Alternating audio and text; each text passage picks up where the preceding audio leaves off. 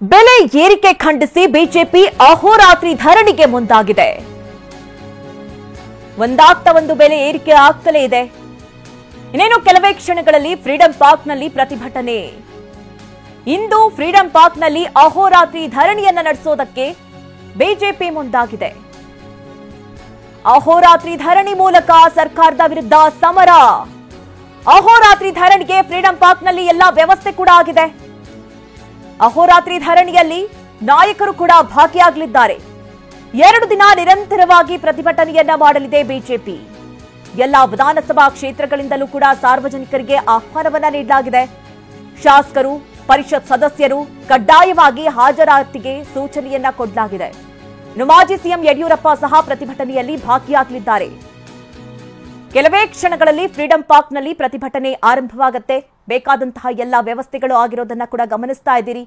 ಬೆಲೆ ಏರಿಕೆ ವಿರುದ್ಧವಾಗಿ ರಾಜ್ಯದಾದ್ಯಂತ ಜನಜಾಗೃತಿಗೆ ಬಿಜೆಪಿ ಪ್ಲಾನ್ ಅನ್ನ ಮಾಡಿಕೊಂಡಿದೆ.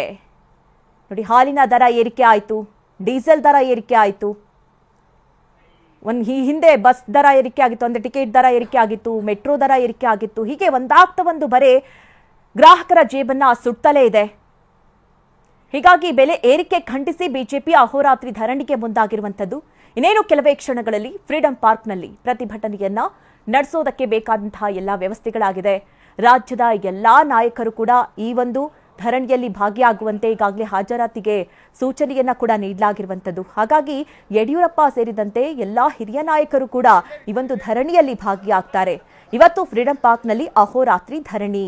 2 ದಿನಗಳ ಕಾಲ ಧರಣಿಯನ್ನ ನಡೆಸೋದಕ್ಕೆ ಬಿಜೆಪಿ ಎಲ್ಲಾ ವ್ಯವಸ್ಥೆಯನ್ನ ಮಾಡಲಾಗಿದೆ. ಜೊತೆಗೆ ರಾಜ್ಯದಾದ್ಯಂತ ಜನರಿಗೂ ಕೂಡ ಇದಕ್ಕೆ ಆಹ್ವಾನವನ್ನ ನೀಡಲಾಗಿರುವಂತದ್ದು. ಅಂದ್ರೆ ಸರ್ಕಾರ ನಮ್ಮ ಜೀವನ ಸುಡ್ತಾ ಇದೆ, ಪ್ರತಿಯೊಂದಕ್ಕೂ ಕೂಡ ಬೆಲೆ ಏರಿಕೆ ಆಗ್ತಾ ಇರೋದು ಸಾಕಷ್ಟು ಜನರಿಗೆ ತೊಂದರೆ ಆಗ್ತಾ ಇದೆ, ಇದನ್ನ ಖಂಡಿಸಬೇಕು ಅನ್ನುವಂತಹ ಕುರಿತಂತೆ ಈಗ ಬಿಜೆಪಿ ಮುಂದಾಗಿರುವಂತದ್ದು.